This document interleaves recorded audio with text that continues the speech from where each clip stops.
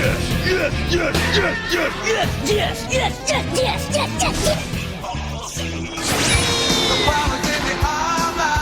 incredible! It's not a cartoon, it's anime!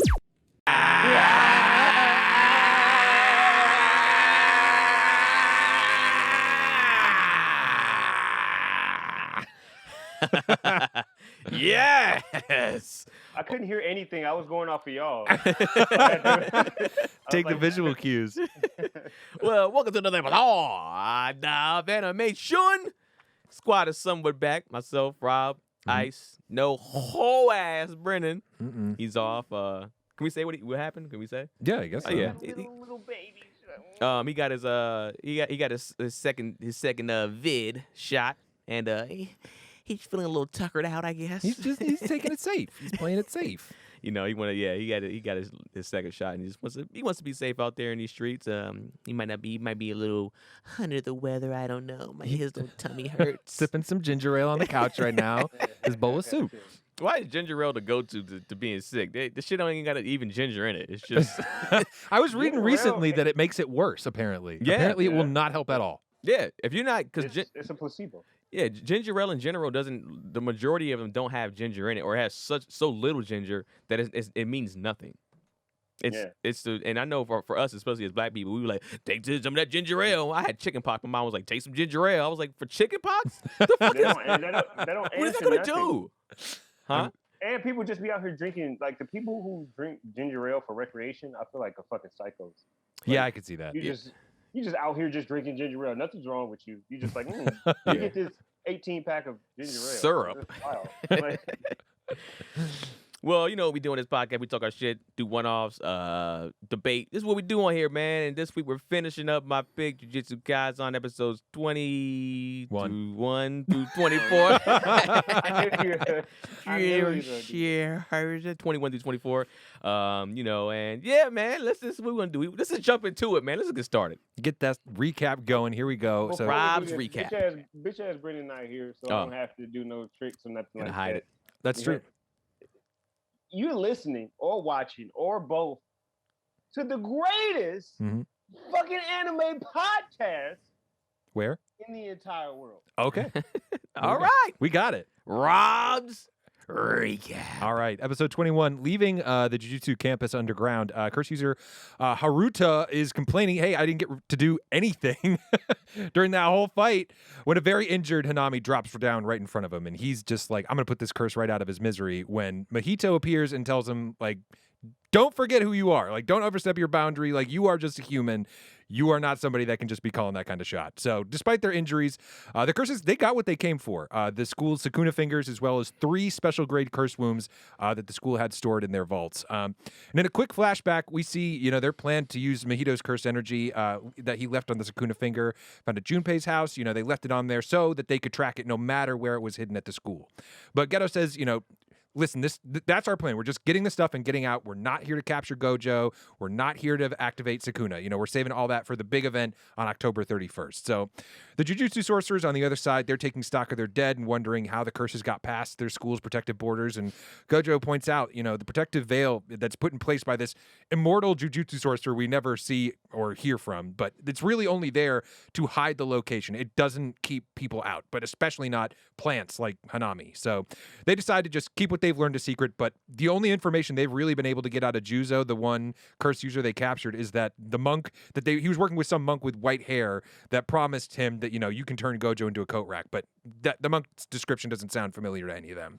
So some are ready to just cancel the rest of the inter-school competition, but Gojo thinks, we should talk to the students. What do they want to do? And as they're healing up, Yuji is trying to dodge his clingy new best friend, Todo, who he thinks he might have overcommitted to a little bit. But the students all agree, that they should continue the event. So instead of individual fighting, they all put a bunch of challenges into a hat, basically, and pull it out. And Gojo had seems like you rigged it to be a baseball game. In the end, we get some funny moments with each of the characters, but we also get to see some of their dynamics change. For instance, when Noritoshi goes up to bat, he asks Yuji, who's playing catcher, why does he want to become a sorcerer? And Yuji says, I want to save as many people as possible, so I'll be less lonely when I die. And it's the exact same reason Noritoshi's mother told him to become a sorcerer. And we see him starting to soften a little bit towards his perceived enemy. Yuji also realizes that everybody absolutely hates Todo when Maki purposely hits him with a pitch, and everybody just compliments her. Nice pitch. Loved it. So funny.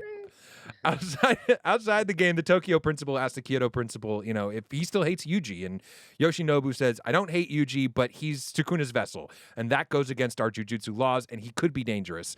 And Masamichi points out, he's also saved lives already, and argues, we should just keep an eye on him for now rather than do something drastic that we could regret later. And as he's talking, we see him thinking about Geto, who now works with the curses, so there might be some connection between the two. As they finish their talk, Yuji hits a home run in the Tokyo school, wins the inter-school event for the second year in a row, at least, that we know of. Next episode starts with the man yelling at his landlord about his broken automatic doors, but as he does, the lights flicker and a curse enters behind him, and we cut right from that to Yuji, Megumi, and Nobara getting briefed on that man's suspicious murder, made even more suspicious by the fact that there are two others exactly like it. Akari, one of the Jutsu school's faculty that we're just meeting, explains each of the three died after complaining about their doors malfunctioning, and they all went to the same high school, so she's driving the kids to go meet a common friend they all shared, but unfortunately when they arrive, they find this fourth friend has also been murdered in the same fashion. So they decide to go to the high school and just figure out straight from the source what's been going on. They find out from a couple students there that actually it's Megumi's old high school as well, and he made a reputation for himself for beating up bullies. They track down a staff member there, and Megumi asks him for some clues. He tells him about the haunted bridge that kids bungee jump off of to prove that they're brave. And he mentions 20 years ago, some of the kids that have, showed up murdered, they all disappeared one night and were found underneath the bridge, but none of them remembered anything that happened. So the man asks Megumi, hey, how's your older sister Sumiki holding up? And he just says, she's fine. And the others are shocked that he's just never revealed that he has a sibling at all. He's just kept very tight-lipped about his whole past. Elsewhere, Mahito and Geto look over the special grade cursed wombs they stole from the school. And Geto's explaining, we can bring these curses back to life if we feed them to a new vessel. And they immediately feed one to this terrified man that's just nailed to the wall. And he starts to transform. And when the curse emerges, Mahito says he's got a mission for it. Back in town, the Jujutsu sorcerers check out the bridge, don't find anything out of the ordinary, and they're talking about what to do next, and another classmate shows up, and says she's worried because she went under the bridge and is now experiencing some paranormal activity. They lied to her to comfort her, it's nothing serious, but when they find out, they get really concerned when they find out that one of the friends that she went with was Megumi's sister. So Akari takes the scared girl home while Megumi calls up Kiyotaka, one of the other staff members, to get his sister a bodyguard, protect her from the curse. But he warns, this curse might be stronger than we realize, and maybe you guys should get out of there. But Megumi can't leave his sister in danger. He even tells Nobara and Yuji, you go back to school, he wants to face this on his own. But as he heads to the bridge, Akari confirms over the phone that, the victims don't bungee jump off the bridge, but rather walk underneath it, and that's how you enter the cursed domain that's been set up. But once he arrives, of course, Yuji and Nobara couldn't leave him behind, and they back him up. So, he also tells them, once he sees that he's got their support, that, his sister is bedridden, essentially in a coma, most likely from a totally unrelated curse. But because this one could appear at any time, he has to make sure it's taken out right away. So they cross under the bridge and they see this cursed spirit that they've been chasing. But before they can even engage, the cursed womb, Ketchuzu, appears behind them, following Mahito's orders. And Yuji's just like, I got this guy. You guys take this dude out from under the bridge. So he starts going in on Ketchuzu while that guy's trying to, spit like poison blood on him. Nobara and Megumi are taking out the bridge curse like whack-a-mole style with all these different heads that keep popping up until Nobara is yet again grabbed by some arm on the other side of a portal and dragged in through the other side. And it's this guy named Esso. And, so Yuji follows after her while Megumi stays behind to finish off the bridge curse. I like how Megumi was just like, again? Almost every fight, she gets dragged off somewhere by something through some kind of portal. In this new location, Esso realizes, Nobara is not what he was sent to look for and says, hey, you can just go, basically. I was sent here to look for Sukuna's fingers, so you just go on your merry way. But under the bridge, Megumi finds the main body of the curse haunting the area, and it's another one of the special curses that formed around the Sukuna fingers, exactly looking like the same one that they saw at the detention center. And in that moment, he realizes all the timing is connected to when Yuji started eating these fingers, and that's what's reactivated Sukuna's powers and why these things are starting to show up all of a sudden. As the fight begins, Megumi is losing hard off the bat. And thinks back to a conversation he had with Gojo, and he had told him, like, during the baseball game, I noticed you made a sacrifice bunt, and that's great for a team sport like baseball, but Jujutsu sorcerers are individuals, and you got to be greedier. You don't go for the sacrifice bunt on these things. The only way you can reach your full potential is if you try to go for a home run. You need to be greedier. I think that was great advice, too. Yeah. That was awesome. I think that was a great piece and way to make the filler worth it. Yes. Yeah. So, awakening back in the fight, Megumi goes all out and is able to activate his own cursed domain of shadow. Hands rise up from the ground and hold the curses down as Megumi just strikes out, and his shadow animals are just attacking relentlessly. And eventually, his wolf puts a hole right through the cursed chest and destroys it. And the fight is over. Megumi grabs the Sukuna finger and just, collapses. And somewhere else, Sukuna senses this and is very pleased by this development. In another flashback, we kind of see Megumi, talking through his history with his stepsister, Sumiki, and how they didn't really get along because he thought she was weak for basically being a good person and forgiving bad people. Their parents had hooked up and then basically disappeared. And they only had each other until Gojo showed up and explained that Megumi's dad is from the Zenin clan. So Megumi didn't really join the sorcerers until his sister basically was mysteriously cursed by this thing that keeps her bedridden in the 9th grade, and she fell into a coma. So he thinks of her and, promises when he wakes back up and they can reconnect, he won't be such a dick, and just passes out. So elsewhere, Esso tries to run from Nobara without showing his back, but Yuji, chasing after Ketchizu, sees it, and he just flips out. On his back is this gross-looking face, and he promises to kill them both for seeing it while sprouting these, blood wings from this thing's, gross eyes. Last episode, Yuji and Nobara run for their lives, but Ketchizu catches up to them and is able to hit them both with the poison blood spit. When Esso arrives, he activates his own curse technique, and the two Jujutsu sorcerers become completely covered in these rose tattoos. And the technique will cause them to just rot away, and nothing will be left of them by morning. In a cutaway, the voiceover explains that these 3 cursed womb spirits are born from ancient times when a woman who could give birth to cursed spirits was forced to be impregnated and aborted several times by this disgraced Jujutsu sorcerer. Side note, did you catch the guy's last name is Noritoshi? So he's got to be related to that guy that we've already met from the Kyoto school. So might be something dubious about him. Her hate and resentment turned her unborn children into these 3 monsters, and they, along with their eldest brother, Chozo, they're extremely close and just see each other all as one.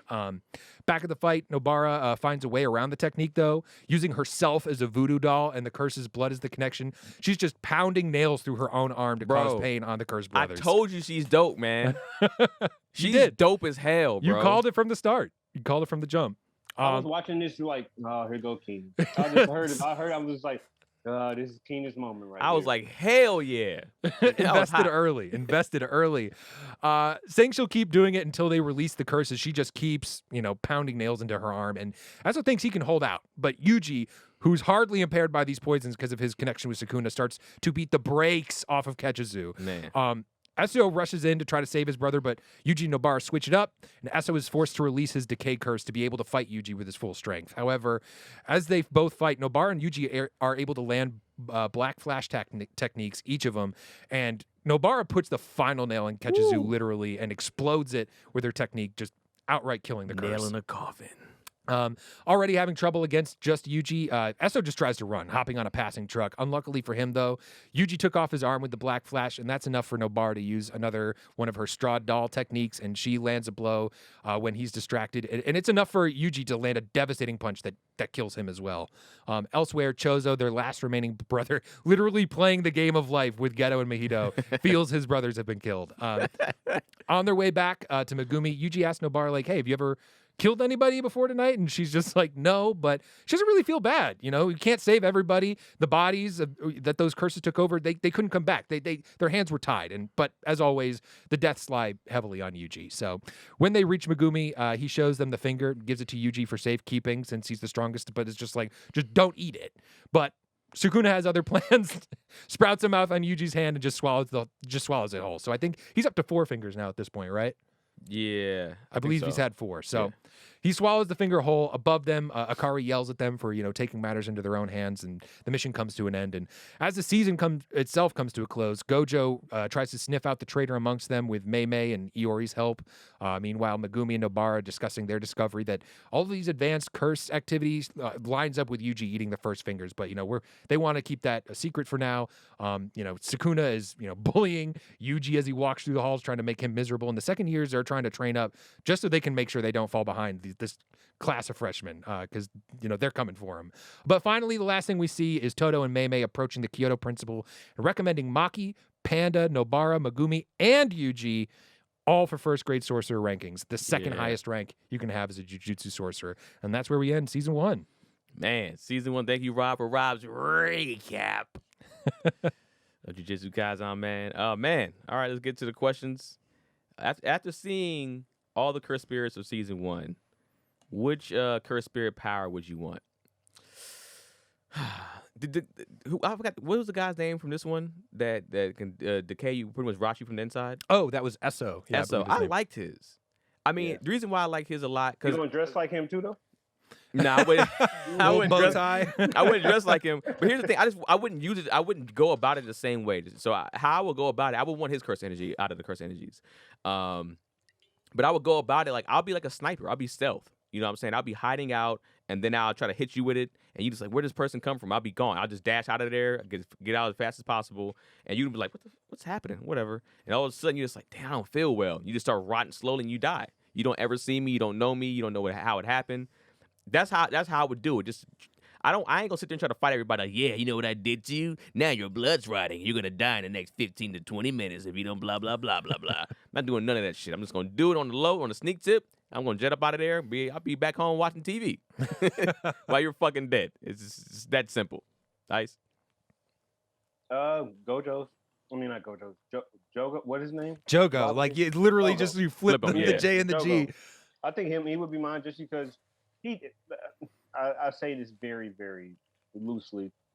He spent the most time fighting Gojo. I guess I'll say that, but he didn't give him a run for his money. He didn't test him. Gojo was not phased, but he really brought it out there, and just seeing how, like, I feel like anybody less than Gojo, that would have been a tough matchup.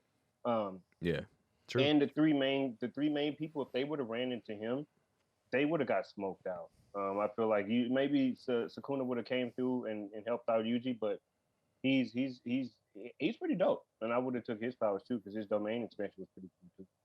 Yeah, his domain was dope. Rob. Yeah, I'm gonna copycat Ice here. Honestly, I think Jogo was probably the coolest for me for all the reasons you listed. I feel like I'm not choosing Hanami. I'll talk more about why I wouldn't choose the others. I wouldn't choose Hanami because I feel like that's, even though he's got that cool technique where he can absorb like the life of all the plants around you. That's not a guarantee everywhere you fight to be able to capitalize on something Bring like your that. ass to the desert. Exactly. Or I wouldn't really want to be Mahito because Mahito's power is just kind of gross. Like carrying around like desiccated, shrunken humans in his pocket is just nasty. He like would ingest them and then throw them up. I don't want that. Like that's just nasty. So I'm definitely not picking his. The one that we haven't seen so far, I believe, is Dagon. The one that's the water like squid crabby thing. We've seen him kind of hanging around with the group, but we haven't seen him in a fight yet. So I'm interested to see where he could go. But as far as what I would choose based on what we've seen, Jogo 100%. Yeah, because I think he just to me he's just like brute strength. He's just a dog. But yeah. I didn't want to go Gojo because I felt like somebody was gonna go with Gojo. I was thinking Brent, at least Brennan was. Mm-hmm. So I was just like, wanted to choose something else.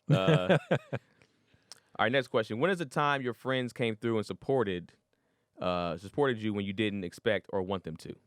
Ice. In comedy, Keenan knows this very well. Good old bringer shows. Bringer show is just like when you go to as a stand-up comedian, you do a bringer show. In order to get on stage, you have to bring at least 5 to 10 people, depending on the show. It varies. Sometimes it's 3, sometimes it's 5, sometimes it's 10. It's garbage. It's absolute garbage. I hate it. I hate it in comedy.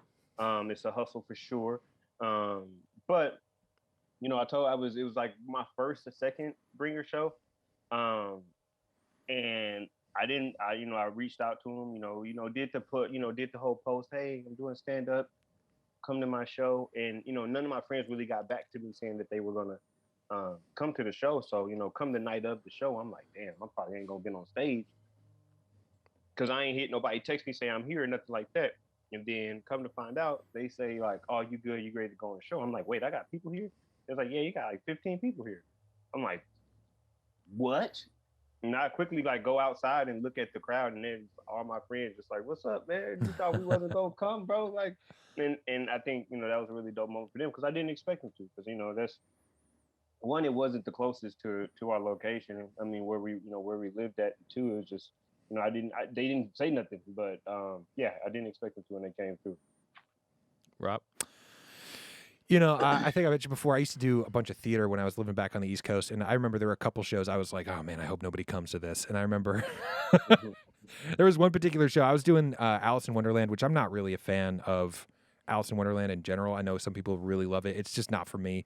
And I remember I was playing like one of the card soldiers or something. That wasn't even like a big part or whatever. Mm-hmm. And they gave me this ridiculous costume, and they made me wear this wig that looked like Uma Thurman from Pulp Fiction. And I was like, please don't make because it's supposed to be like a page boy cut or something like that for like a night or something.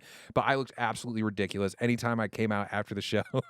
And I saw people who were out there. I was just like, oh my God, you didn't have to come to this one, honestly. Like, this one you could have sat out. But, people showed up, people supported. We all had a good time, a good laugh about it. And I always, when talking about like the embarrassing shows I've done, that one's always top of the list. Man, I was trying to think of one, but I got one. High school, I was in a play. I was in a Robin Hood play. And I wasn't even supposed to be in it. I was in a drama, like play production class, and then the teacher asked me to, could I be in it because somebody dropped out. Mm-hmm. And I didn't want anybody to come because, one, I just felt like I was going to look like a doofus. And then this particular night, I didn't know play production was these captured this wild, but I think I don't know if I told this story or not before, but what they'll do is on one of the nights of production, they'll purposely fuck up the set. Like, they'll purposely mess up things that the people can't see, but you can see.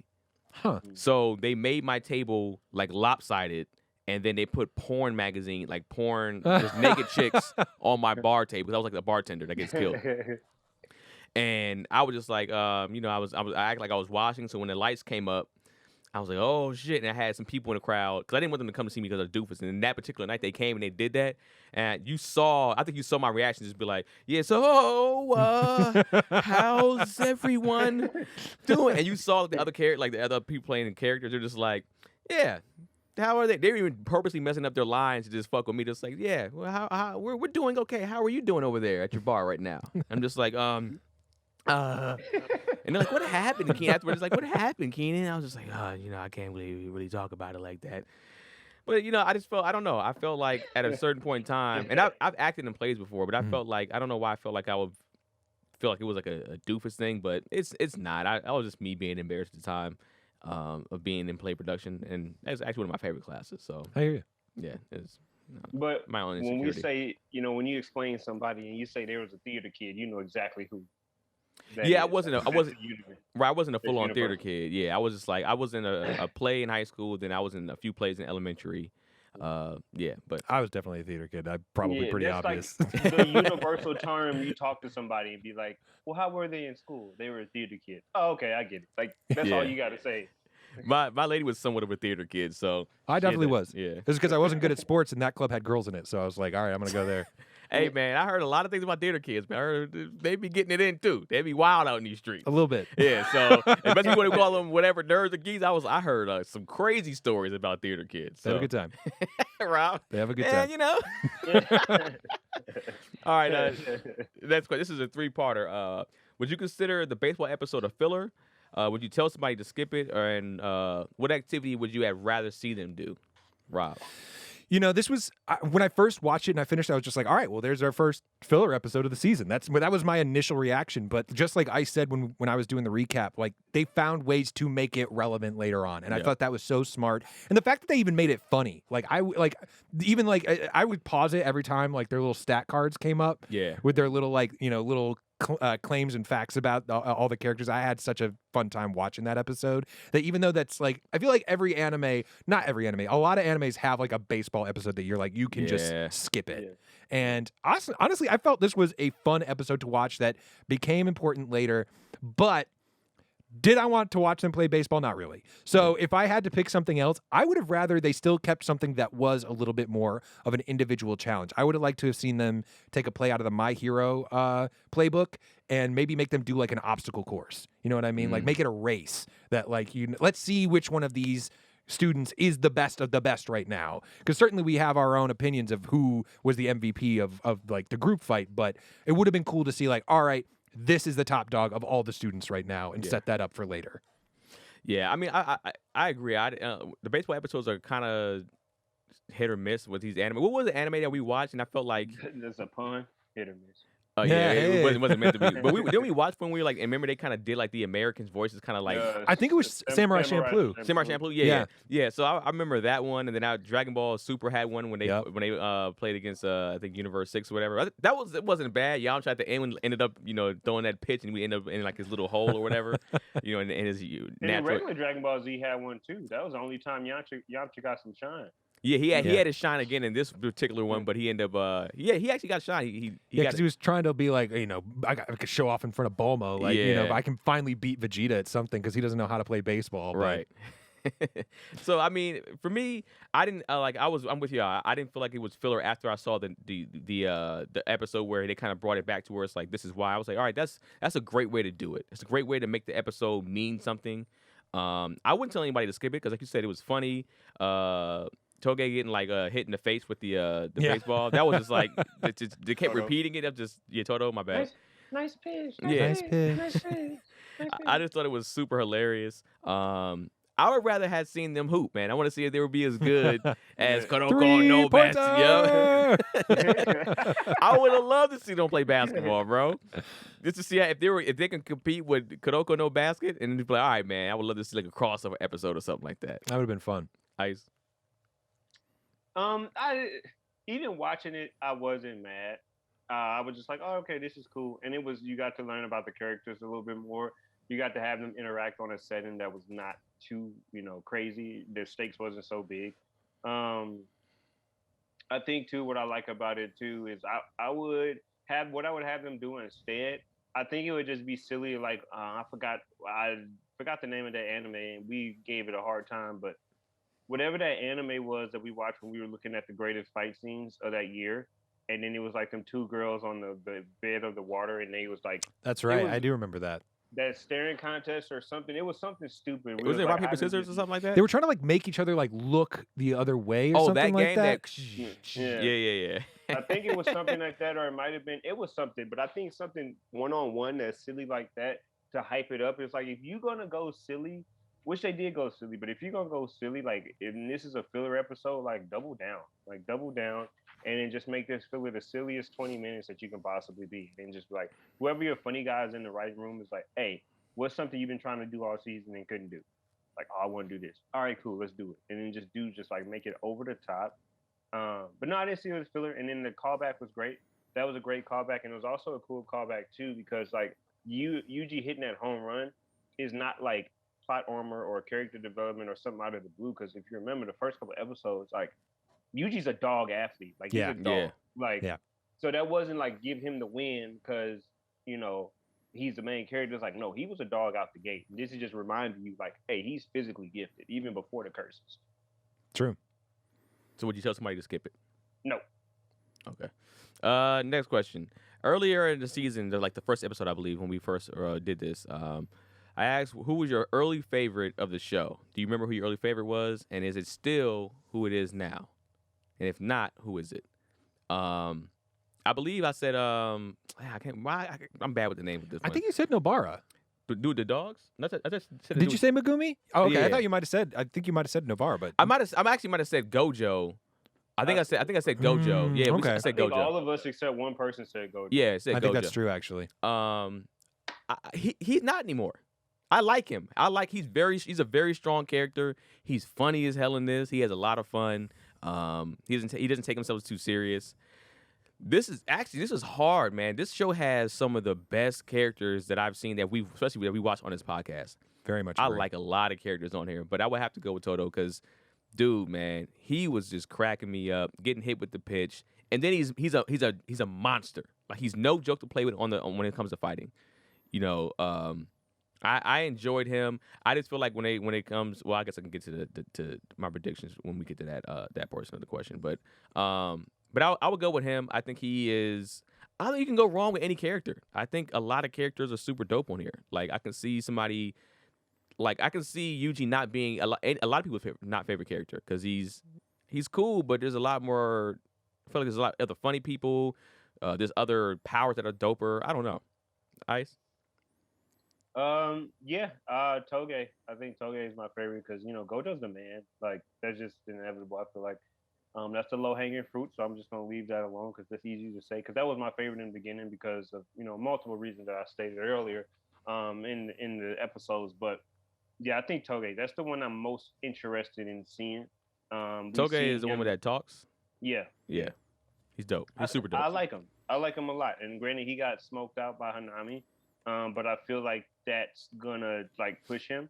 And I do feel like him seeing what Yuji and everybody else is doing is gonna push him as well. And I do think at some point, maybe not season 2, maybe not even season 3, but at some point in the story, he's gonna be one of those people where it's like he had a moment or a stretch of episodes or a big part of the season where it's like, oh my God, Toge shut everything down. Like everybody gonna be desolate, fucked up, and then Toge gonna save the day with his voice or something like that, or he gonna learn something where he don't even have to open his mouth or something. Like he gonna learn some elevated version of his technique, and then just shut everything down and help everybody out. Yeah, we still don't know to what the extent of it is. Because if he can just say die and you can die, I wonder can he do something like that? I think they said that if it's a more powerful word, that it can even reflect back on him though. Oh, and it's shit. the more powerful the word is, the more strain it is for him to give the command. So they kind of had to not necessarily nerf him, but they had to give a little bit of a limitation,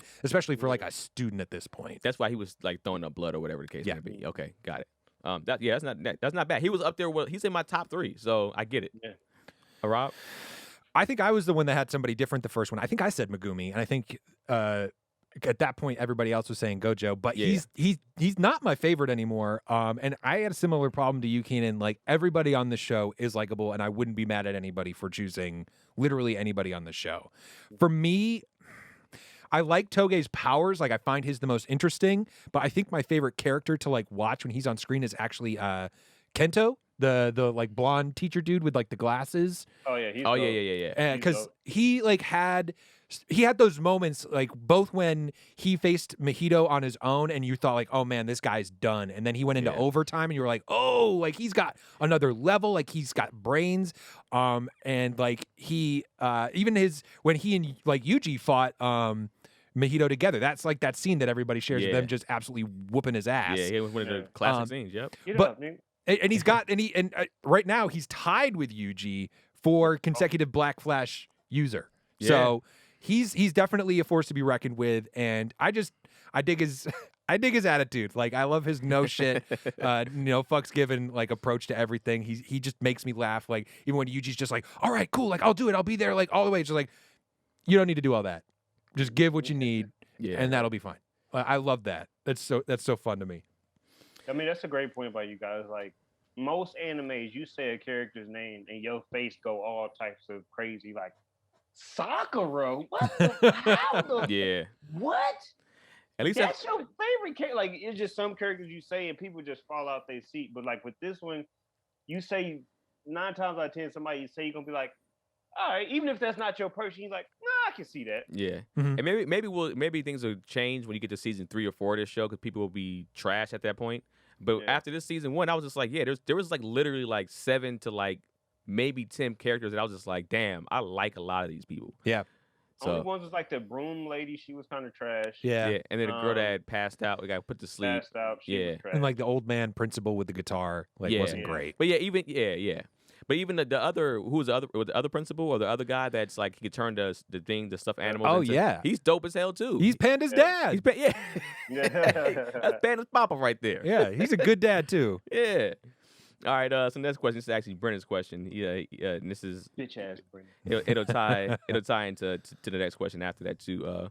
How does this show rank after season 1 of anime that you've watched? I guess I'll go first. This ranks pretty high, man. This is for me. I love this season 1, Demon Slayer season 1, and Promised Neverland season 1. Those are 3 season 1s that I really really love. I mean, Full Metal. Yeah. Shit. This will be in my top 10 for sure. This might even be lower than that. I just gotta I probably gotta go back and rewatch the other ones myself. But even when I watched Promised Neverland, it's like it's totally different anime. But that shit was just so deep, and this show right here gave me everything I wanted. It gave me enough action that I wanted. It gave me mad characters. It gave me I feel like a good story. It gave me risk. I watched this season again, to be honest. I can watch this season again and not, sometimes I can watch the season when it was dope. Would you watch it again? No, I wouldn't watch it again. Like I wouldn't watch Iron Blood and Orphans again. Season 1, absolutely no. Even season 2, I wouldn't watch again. Yeah, and it was cool. Yeah. But I just wouldn't watch it again. Yeah. It was something that I watched in that moment. It was straight. But this this has a lot more rewatch value than a lot of other season 1s that I've seen. True. Rob? Yeah, I think it's tough to find a lot of shows that have a better season 1 than this one. Like I would say for me, maybe Full Metal is probably up there for me. Maybe Mob Psycho season 1 right after that. That was dope. Yeah. And then after that, it might be this. Like I think it's got a slight edge over Demon Slayer because they're right there. But I think this is where if Demon Slayer's like a 9, this is like a 9.5. That's kind of where I'm at. It's just every episode is good. It's funny. There's action in just about every episode, and even their filler episode is a fun episode to watch. Yeah. That even if I rewatch it, I probably wouldn't even skip that episode just because there's little funny moments in there. This is definitely a great first season. And the fact that we had both this and Demon Slayer kind of come out within the last couple years. Within this last year, it shows you that we've got a lot of great projects. I think this is up there. Yeah, One Punch Man too. One Punch Man too. Yeah. Did we say Vinland Saga? Did anybody say Vinland Saga yet? Oh no, yeah. I was about to say. Oh my bad, not to step on your toes. Thanks, Rob. Sorry, I said sorry. But that's in I had Mob Psycho. I'm like Mob Psycho. Then you said I'm like Vinland Saga. Vinland Saga. All right. Well, go ahead, Ice. But yeah, I think that it's up there for sure. It's definitely in the conversation. I like this first season more than I like Demon Slayer.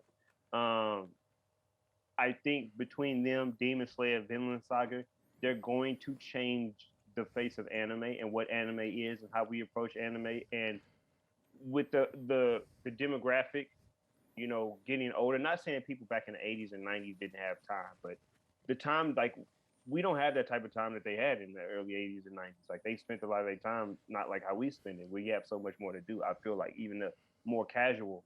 Our attention span is also shorter. Yeah, exactly. That's the main thing. It's a lot of content out there competing, Yeah. Exactly.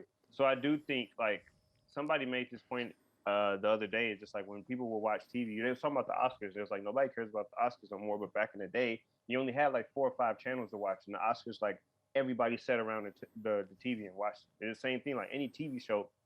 Everybody sat around the TV and watched it, whether you wanted to watch it or not. So I think with how stuff is going, to Rob's point, where there's just so much media out there, whether on TV, on your phones, on your iPad or laptop or whatever, the new anime is going to be shorter. Seasons, you're going to get full seasons of episodes, the whole series is going to be one season, and I'm here for it. If it's going to be like a Jujutsu Kaisen, I'm here for it. And as far as where is it ranked, I would put it under both Vinland Saga and Mob Psycho, but it's there. Like if you had it above both of those, I'm not going to be up and on. Yeah, fair. So to continue to go on to Ice's question, do you believe that an anime can be the GOAT or the GOAT conversation could be in the GOAT conversation after one season? Only way I feel like it can be in the GOAT conversation is if it's done. If the show is completely done in that first season, like a Kill la Kill or something like that. Not saying Kill la Kill is the GOAT because it's not, but if it's the whole season is done in one season, then you can put it in the conversation because that's all it has to offer. There's nothing else. Yeah. But if it's one season and then there's more and the manga's not done or whatever, it's just like you can't yet. That's like somebody having being Rookie of the Year and then be like, okay, are they going to be in the Hall of Fame? It's like they had a fantastic rookie year, even if they got Defensive Player of the Year, Rookie of the Year, Offensive Player of the Year, MVP. They won a title. Like, that's awesome. That's a phenomenal first year. But if that's it, when the GOAT conversation come up, you will get mentioned, and then your name will come up as fast as it goes away. So I think it's the same thing with two. It's just like, hey, that's a great start, but you can very much, fall off the totem pole if you have a bad second or third season. And I feel like animes have suffered from that. But I don't think just for one season, unless the anime is finished, you can't be in a GOAT conversation. Right. Yeah, I really got to agree with Ice pretty much point for point. Like, he literally was kind of taking the words right out of my mouth. Like, it feels like a good rookie season. And as great of as a rookie season as this is, I'm not ready to give this like a 9,000, spoilers for my ranking. I'm not ready to say this is one of the GOATs yet. It certainly has the potential to be. Yeah. Certainly has the potential to be. I almost feel like you have to talk about those one season shows even sometimes a little bit separately from these shows that go on for multiple seasons, just because like a show like Naruto or Dragon Ball Z or even like Full Metal Alchemist, you're going to meet so many characters that have so many different like journeys, and the depth of their character like some of those like payoffs at the end of Full Metal Alchemist have been like building up for seasons. Yeah. And true. so to compare that to something like a Cowboy Bebop, like again just like a one season show that a lot of people have as like their favorite or in their tops or whatever, like it's just different. Like they deal with a lot of deep concepts and talk about a lot of cool things, but it's tough to have one season and be considered the greatest of all time in anything. Yeah. I mean, I think Ice kind of said in the sense of like if you're comparing the one seasons, I think if you're comparing the one seasons to each other, and they're just one offs and that's it. Like I know a lot of people say they get on us about Samurai Champloo, but there's a good amount of people out there that feel like that's one of the greatest animes of all time. And after one season, I can see that if you're comparing it to the Bebops to the other one seasoners. Mm-hmm. Yeah, but like there's nothing that's going to satisfy you more than when you're having a build up. Then when you're like something from season 2 now gets to season 3 and it's like all this finally came back around. He finally fights that person that he couldn't beat for 3 or 4 seasons. He finally gets to win, and it's gonna be a whole different ball game. So I think can it be considered a GOAT? I get why somebody says it can, but I don't know if I've watched a one season anime that I would consider the GOAT or in a top 5 in my GOAT conversation. Yeah. I get Bebop being there for people, but for me personally, nah. Next question. Do you have any predictions for the future seasons? Any character deaths or big reveals, Rob? All right. So at this point, I have 2 predictions that I think will get revealed maybe in the near future, maybe in the next season, but also like I feel like these are one of these is like I think they're going to reveal this soon, and the other is going to be like I feel like this is an eventuality. Did you read the manga? I have not read the manga. I have no idea if this is true. Got it. I feel like number 1, I did kind of spoil something for myself, but I'm not going to get into that. Number 1, I think Todo is going to die. I think Todo is going to get killed at some point. Wow. I think, especially because of that baseball episode showing you everybody doesn't like this guy, I think that kind of and especially that we've seen he's so powerful, especially even on his own. Mm-hmm. I think this dude at some point has some kind of knockdown drag out fight where he either sacrifices himself or kind of lays himself down on the line, and basically everybody's Goku. Yeah, like something like where it's just like everybody kind of ends up having like a change of opinion on this dude, where before everybody's just like, man, what an obnoxious asshole. But by the end, they kind of have to come back around on him and be like, he was an asshole, but when push came to shove, he was a good guy. I think that's eventually what's going to happen with Todo. My other big prediction, and again, I have no idea. So we've heard about the Zenin clan, and now we've heard about the Noritoshi clan. I don't think we've heard about what this third clan is yet, and I think we're going to find out that Yuji is actually a descendant of that third clan. Because as his grandfather was dying on his deathbed, in the first episode, he's like, I got to tell you something about your parents. And Yuji just is like, turns around and is like, yeah, whatever, yada, yada, yada. And his granddad actually never gets to tell him what it was. And I think he was probably going to reveal to him something important about his parents being either jujutsu sorcerers or something like that. Because I don't know how else you explain the just incredible strength Yuji has for no reason. Right. You know what I mean? And we see, Maki's got a similar thing where we don't even know if Yuji could or could not see curses before the fact. but Maki has that, like, Maki and her sister, like, they kind of are like split, you know, each one of them has like one of those, like, the things that Jujutsu sorcerers is supposed to have. One has like super strength, the other can see curses and fight against curses and use curse energy. And I think we're going to see that Yuji actually ended up having that potential all along, rather than just being like, oh, he swallowed a finger and something just worked. I think we're going to find out that, like, no, he's somebody important somewhere down the line. Damn, you hurt me with that total thing.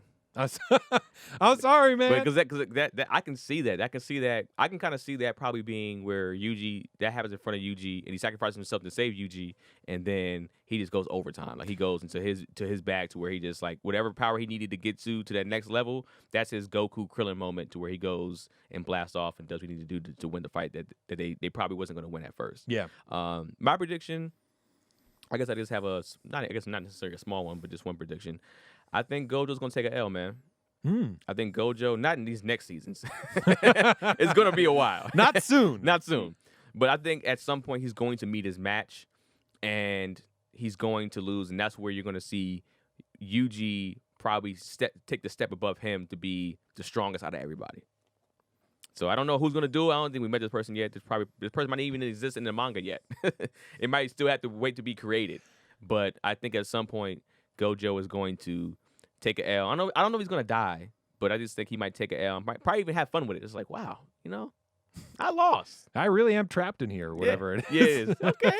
It could be a moment like that to where, like, yeah, he loses in the sense where he just gets trapped and he's just like, I'm helpless here. Like, shit, this was me not being as smart as I thought I was, and I got to take this L. Ice? I think that Sukuna's going to get all his fingers and toes and all that stuff, and then he's going to fight Gojo, and that's going to be Gojo's match.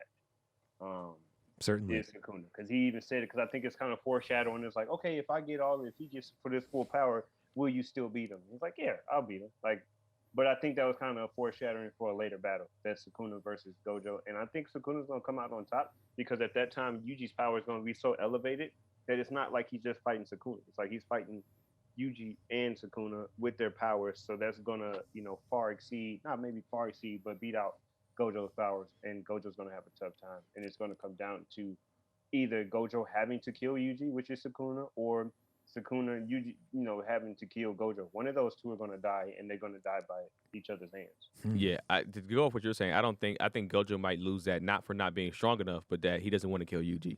That's what I would think. If that scenario kind of happens, like, I don't want to kill this kid. And because I know he's still in there. And then hopefully he's just kind of one of those, just fight him off. You can fight him off from the inside or the out, whatever the case may be. Yeah. Thank Yuji. Yeah. Yep. And then he just overpowers him, and all of a sudden he can suppress him back down, and then blah, blah, blah, blah. Yeah, I can see that happening. So this is the last question. Rob just wrote it in. What was your favorite after credit sequence, Rob? So this one actually, there were two that kind of went together that ended up being my favorite. And the first one started out when they were asking, like, everybody if they were like a dog or cat person, and Panda's like in the background. That's not my favorite one, but my favorite one is the second time they did that. It was like, are you a rice or a bread person? Yeah. And Panda still gets upset, and he's still in the background, just like, oh, I can't believe, like, the correct answer is Panda. And it's just like, they literally said at the end of it, like, we ran out of ideas. We had no idea what to do. We ran out of ideas of what to do with these after credit sequences, so you wound up with this one. And and Keenan, like, I wouldn't have even known about these if you hadn't given me the heads up, and I'm so glad I went back to check them out. Oh, they're so fun, man. I mean, I would just go with the soccer playing one again, because that was one of the ones that caught me and made me legit crack up. Where they're just playing soccer with Jogo, was it Jogo's head? Yeah, Jogo's head. Jogo's head. It was just like he's just taking it. It's like, oh, you bastards. Oh, you awful. Fuck you and fuck you. And he just had to eat that, and they're just having fun playing with it. I mean, also, too, kind of the one when they were kind of like dressed up as cheerleaders is so ridiculous. It's like, why are they doing this? This is so silly. So it's like they have fun with these, and I appreciate that they actually have fun with these like that. Ice? Mine was one of the, from this stretch, from this 4, when Megumi was talking to that girl, and it was like, oh shit, Megumi's talking to that girl, we gotta run. Oh yeah. Yeah. And they ran up saying that, like, Yuji and what's her name? Nobara. Nobara, yeah. Nobara was just acting like they were so in love with him. And then here comes fucking Gojo, just like, you have piano practice with me. Like, what are you doing? What are you doing? And he was just like, and then it come to find out he was just giving her directions, like he wasn't even talking to her like that. Yeah. I thought that was hilarious. Yeah, so ridiculous, but so fun. All right, that's the end of the question portion of the show. Let's get into our likes and dislikes. Whole ass Brennan did not send his scoring. I'm sure we'll get it at some point. Well, yeah, I guess when you guys are going over yours, I'll try to text him and see if he has a score. But yeah, man, likes, dislikes, scores. Go ahead, Ice. Go ahead, man. Contrary to popular belief, I liked this show, man. I liked it. It was fun. I understand the hype. Now, when I give my score, I just want to say I understand the hype. I do not feel like anybody overhyped this show. I feel like there was a lot of hype surrounding it, and I feel like it lived up to that. But at the same time, I do think that it took the last 4 episodes. It didn't hurt, but it didn't help, and I never felt like they were in danger in those last 4 episodes. And to go out like that, like, I want to watch the next season off of the strength of the 20 episodes prior. Those last 4 episodes did not make me want to watch the next season. Just for them to lead off, obviously, if you're here now, you know it's spoilers. For them to lead off with the gang, just like, we got our next mission. And then, like, that didn't do it for me. I want a Tokyo Ghoul-esque ending where it's like, all right, something about to happen. Somebody about to turn up. Something's about to get lit. Or a Vinland Saga-esque ending where it's like, shoot, you know what? I got to read the manga because I'm not about to wait for the anime to be made. And I feel like these 4 episodes didn't do that for me. But I do want to read the manga, and I'm going to read the manga just because, like, the first 20 episodes did something to me to where it's like, okay, this is something here. It didn't fully flesh it out to its max, but it had a lot of potential, and it's a really good show. Dislikes, just overall for these 4 episodes. Again, just the point that it didn't really, roll its way into the second season. But overall, dislikes is I feel like it struggled at times building its own identity. But if you take a step back and look at it, it did somewhat of a good job. I think it's going to get more intricate and more of itself in these second and third seasons. But overall, I think that you can tell that this person, the young guy, is a young guy and is very heavily influenced by a multitude, not just Naruto, like people trying to say, a multitude of different animes. Good, lived up to the hype. For these stretch of episodes, I give it a 6,600, and then overall for a show, I'll give it a 7,000. Right. Yeah, I also agree that this last 4 was not its strongest stretch. As much as I enjoyed the episodes, it just felt like we came to such a fever pitch with how the group battle ended, with Hanami showing up and people going in and seeing Yuji and Toto kicking ass and all that to kind of go to this Nobara, Megumi, Yuji, they all had their moments, whether it was unlocking the curse domain or both Yuji and Nobara being able to land Black Flash stuff. Obviously I see why they wanted to kind of set that up and why that's important, but it didn't feel like the stakes were as high. It just kind of felt like, all right, it's a little tacked on. And to the point where even those 2 curses that they fought feel a little pointless, if I'm being honest. I'm glad they had the fight. I'm glad, it was fun to watch. It just it didn't feel consequential at the end of things. And felt also like the fact that his sister was double cursed just felt like a little, all right, whatever, if you say so. I'll go with it to get along, but it didn't feel as fleshed out as some of the rest of the show. But what I did like about this stretch of episodes is kind of that last episode where everybody had their moment. Glad to see Megumi getting his due and kind of getting able to get a W, unlike so many other shows where only the main character gets a win. Right. Or even Nobara getting her moment because she definitely is dope. She's not being relegated to a side character. She's kind of doing her thing and finding her own way to shine. Yeah, so for this stretch of episodes, I'd probably give a 75. I think that's a bit below what I've been giving. But overall, the show, really good. I feel like it's, like I was saying, one of the strongest first seasons I've seen of anything. The characters are top notch. Some of the, best, like as far as like bang for your buck, some of the best characters for the amount of characters they have. My one complaint would be like sometimes, especially doing the recaps, I felt it was very like the world is very rules heavy, if that makes any sense. It felt like every episode they had to explain another aspect of like curse energy and curse jujutsu stuff, and I'm just like, oh man, like this is like another level to this thing, which can enhance, but for me I felt it kind of bogged the story down at times, and it felt like, oh man, I'm getting like a lot of exposition right now. But it's a fun show. It's so well written. It's so entertaining. Definitely up there. I'm gonna give the season an 8,000 as a total. All right. I'll go with my dislike first. I mean, I agree with Ice. I feel like ending this and Rob, ending this these last 4 off, I felt like I wanted something to lead into season 2, to where I was just like, all right, somebody gets either a new villain emerges that we know about. It was like, all right, they're gonna be super strong, or whatever this mission is, we get to know about. It's like, oh shit, somebody might possibly die or something, some type of risk that's coming up for season 2. So that definitely impacted my score for these 4. Favorite part, what's his name? Nabari? Nobara? Nobara? Yes. I told you motherfuckers, don't underestimate her. I loved her moment. She literally had the 2 best moments in these 4 to me, where she and I love the other dude's his moment too. Megumi's moment also, but hers, whether it's like when she would just start stabbing herself with the nails, just kind of like, bitch, I will kill myself, or I would do whatever I got to do until you feel this pain and let this shit go, and I'm gonna do it. Yep. So either do it or not. Figure it out. And then they switch. She ended up killing the brother, and she pretty much dealt the main blow. I think, like, I guess, you know, Yuji dealt the final blow, but if it wasn't for her, like, I don't want to say it wasn't for her, but I like that moment when she saw his arm on the ground, was kind of like looking like, yeah, bitch, yeah. He's like, oh, what? Oh, yeah. Sorry, see you later, and then stabbed his arm up, and he was done for. That was my favorite moment, just her bossing up. In general and collectively, like this whole season, man, I enjoyed the hell out of it. There was never really a dull moment for me.